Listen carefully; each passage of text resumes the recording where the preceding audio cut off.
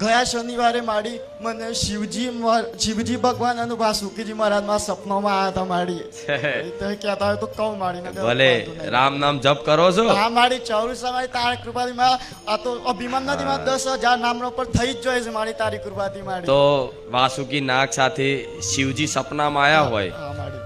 તો કેમ? શિવજી કોનું નામ જપ કરે છે? રામ ભગવાન. શ્રી રામ ભગવાનનું. રામ ભગવાન. એ કોનું સ્મરણ કરે છે? રામ ભગવાનનું. રામ ભગવાન તારક મંત્ર છે શિવજીનો. હા મારી. એ શિવ પુરાણમાં ઉલ્લેખ છે. સાચું મારી. તો તમે શિવજીના આરાધ્યનું નામ જપ કરો છો તો આપે રૂપે શિવજીની કૃપા થઈ એનો સંકેત છે. હા મારી. હા મારી. સપનામાં શિવજી આયા અર્થાત કે ભગવાન શિવ તમારા નામ જપ કરવાથી પ્રસન્ન થયા, આ એનો પ્રમાણ છે. પણ સોમવાર હોય ત્યારે શિવજીના મહાદેવના મંદિરે ક્યાંય જઈ, હા મારી જઉં છું મારી ત્યાં. હા, તો ત્યાં જઈ અને 11 બીલીપત્ર પર રામ નામ લખી અને એમને અર્પણ કરશો ને તો શિવજી અતિ પ્રસન્ન થશે. હા મારી. હા મારી. રામ રામ રામ મારી.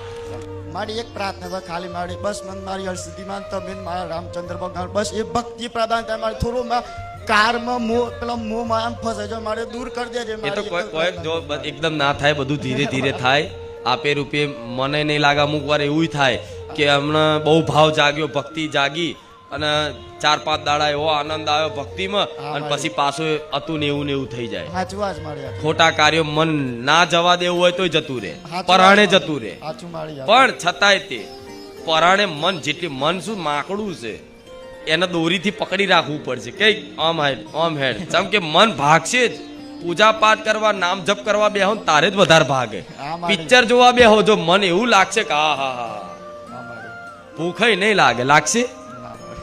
બીજું કઈ કાર્ય બેહો જો હમણાં કોકની નિંદા ચાલુ કરો 3 કલાક તો ઘેર હોજે ખાવા બનાવવાનું એ ભૂલી જાય. કલ્યાણ મારે તો મોડું થઈ ગયું, ખાવા બનાવવાનું છે. વાતો મન વાતો સાચું મારી.